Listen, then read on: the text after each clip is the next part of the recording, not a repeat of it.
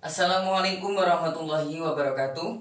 Kami dari kelompok 1 yang beranggotakan 1 Yuko Ahmad Nurfaila, 2 Lucy Triani, dan 3 Wenika Dwi Ambarwati, 4 Yuvita Ayu Saputri, 5 Edo Bagus Setiawan, 6 Muhammadullah Absor ingin memaparkan materi dan memberikan tanggapan dari hasil webinar kemarin Jumat 30 April 2021 dengan tajuk "Dari menulis, kita bisa menginspirasi orang lain".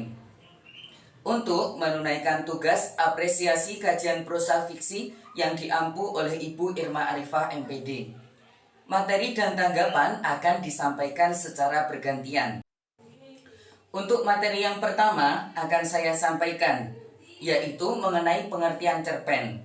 Cerpen berasal dari 2 kata, yakni cerita yang mengandung arti tuturan mengenai bagaimana sesuatu hal terjadi dan relatif pendek, atau tidak lebih dari 10.000 kata yang memberikan sebuah kesan dominan serta memusatkan hanya pada satu tokoh saja dalam cerita pendek, dan relatif pendek, atau tidak lebih dari 10.000 kata yang memberikan sebuah kesan dominan serta memusatkan hanya pada satu tokoh saja dalam cerita pendek. Yang kedua yaitu unsur pembangun cerpen yang terdiri dari unsur intrinsik dan unsur ekstrinsik. Unsur intrinsik cerpen antara lain 1.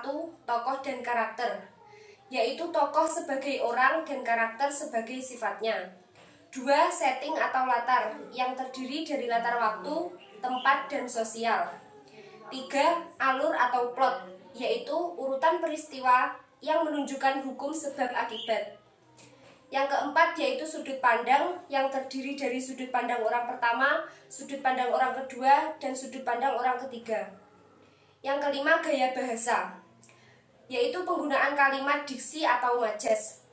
Yang keenam tema, yaitu ide pokok cerita. Dan yang terakhir ada amanat, yaitu pesan yang ingin disampaikan pada pembaca. Sedangkan unsur pembangun cerpen ekstrinsik terdiri dari nilai moral, nilai sosial budaya, dan nilai agama. Yang ketiga yaitu menulis cerpen. Yang pertama, mencari ide. Ide ini adalah modal untuk kita memilih tema apa yang akan kita angkat dalam cerpen. Untuk yang kedua, jalan cerita. Sebelum menulis cerpen, kita sebaiknya membuat draft rencana jalan ceritanya. Dan untuk yang terakhir, saatnya menulis. Menulislah dengan mengalir tanpa perlu melibat kesalahan dan mengulangi dari paragraf awal. Materi terakhir agar cerpen menarik. 1. Konsisten, tidak tergoda untuk menceritakan segala sesuatu yang ada di benak dan memposisikan diri yang paling tahu dibanding pembaca. 2. Diksi, pilih kata yang tepat dan selaras untuk mengungkapkan gagasan sehingga diperoleh efek tertentu seperti yang diharapkan. 3. Judul dan opening. Dalam memilih judul, hendaknya membuat pembaca penasaran. Usahakan membuat tidak lebih dari 4 kata. Membuat opening juga demikian, harus kreatif. Tidak lagi seperti pada suatu hari dan di sebuah. Ending. Membuat ending tidak mudah, apalagi ending yang memberikan kejutan pada pembaca atau ending twist. Ending ini harus logis dengan isi cerita dan harus direncanakan sejak awal, bukan tempelan begitu saja. Terima kasih, itulah materi yang dapat kami sampaikan. Dan sekarang dilanjutkan oleh komentar atau tanggapan dari kelompok kami.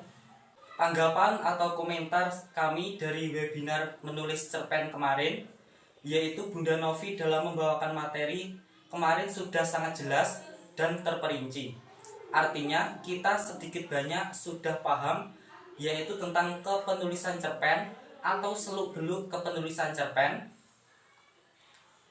Selain itu, ngabuburit kita sore itu juga sangat bermanfaat karena kita dapat ilmu secara gratis dari Bunda Novi.